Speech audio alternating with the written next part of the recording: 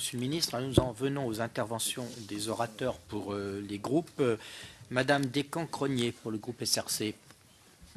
Oui, Monsieur le Président, merci. Monsieur le Ministre, alors j'interviendrai plus particulièrement sur la mission budgétaire gestion des finances publiques et ressources humaines, qui représente un budget éminemment stratégique. Il s'agit du pilotage de la machine État. À partir de ce constat, nulle surprise à ce que nous y retrouvions matérialisé une partie importante des priorités gouvernementales.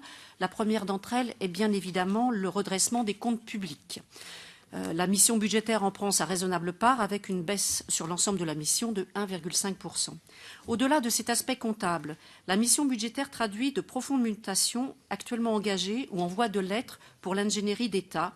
Depuis l'annonce d'ailleurs en début d'année par le président de la République d'un choc de simplification indispensable à la compétitivité du pays, différents projets de loi, propositions de loi, décisions relevant de l'exécutif comme les CIMAP sont intervenus pour mettre en musique cette vaste réforme annoncée à plusieurs reprises mais jamais menée de manière aussi extensive et globale.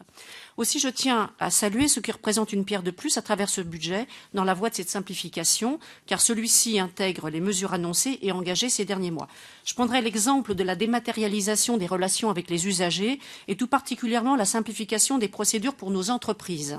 Elle donne corps aux décisions déjà prises, comme le programme Dites-le-nous en une seule fois, et prépare le terrain aux mesures futures qui devraient découler du projet de loi d'habilitation à prendre par ordonnance diverses mesures de simplification et de sécurisation de la vie des entreprises votées par notre Assemblée en première lecture début octobre 2013. Dans ce cadre, afin que les réformes engagées puissent aboutir, il convient qu'aussi bien le public ciblé, les entreprises en l'occurrence, que l'outil de mise en place, nos agents des services publics, se l'approprient.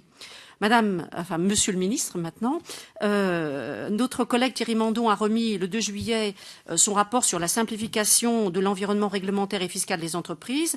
Donc, je souhaite vous interroger sur la mise en œuvre concrète des conclusions de ce rapport qui préconise un changement de méthode complet dans nos façons habituelles de mener la réforme.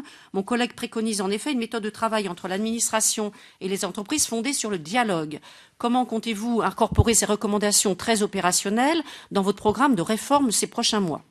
Par ailleurs, l'État contribue directement à travers ses programmes opérationnels de politique fiscale, comptable et douanière à faciliter la vie quotidienne de nos entreprises et notamment les aspects liés à la trésorerie. Ainsi, dans un environnement économique difficile où les entreprises sont tributaires de la rapidité et de l'efficience en termes de délai de paiement des institutions publiques, vous engagez à travers le déploiement de Chorus une amélioration des procédures de mise en paiement des factures plus simple et plus rapide.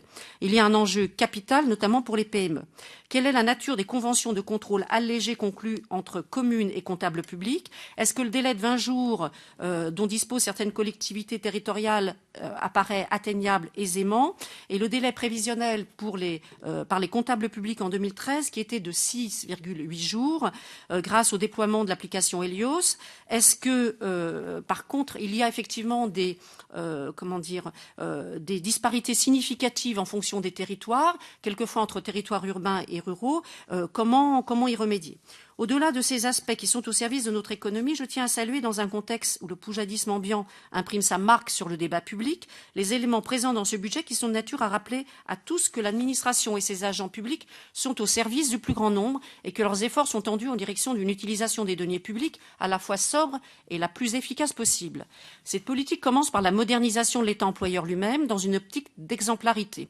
C'est le sens du programme 148 Fonction publique, dont l'objet concerne la formation, notamment toutes les formations, je le rappellerai, ça a déjà été rappelé, mais aussi l'action sociale interministérielle.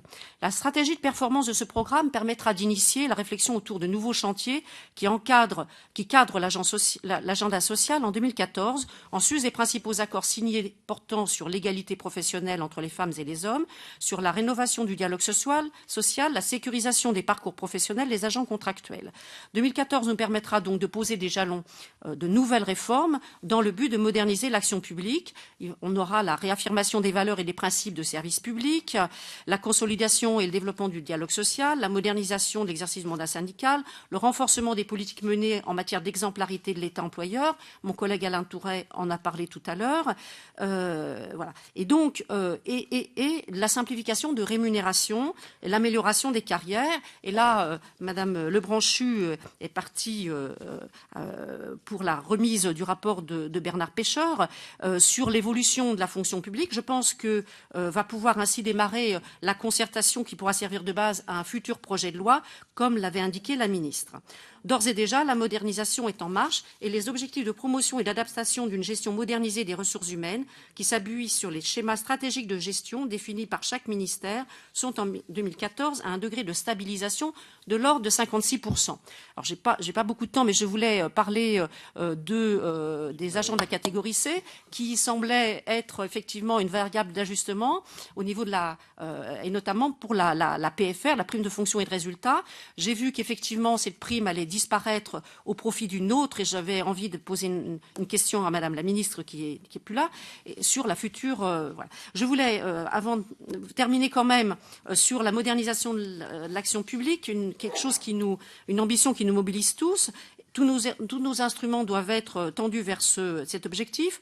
Le budget comme outil joue un rôle essentiel en la matière et pas seulement cette mission budgétaire. Il semblerait souhaitable à certains égards que la présentation normée du budget et ses composantes puisse permettre à la représentation nationale de se projeter dans une optique non pas seulement comptable, comme c'est trop le cas actuellement, mais bien plus de modernisation de l'action publique. Certaines dépenses apporteront des économies demain, comme des baisses budgétaires du jour qui nous coûteront cher demain. Parfois, la présentation et les éléments du projet de loi de finances nous restreignent plus qu'ils nous aident à adopter une telle vision. Il serait sans doute approprié que la mission budgétaire se donne pour ambition, eu égard à sa nature stratégique, de nous permettre de nous projeter dans cette dimension. En tout cas, je l'appelle de tous mes vœux. Merci. Chers collègues, vous avez tout à fait la possibilité de poser vos questions à Madame Lebranchu, qui, en partant, nous a signalé qu'elle répondrait par écrit, comme un certain nombre de membres de son cabinet sont encore là. Vous aurez sans doute les réponses.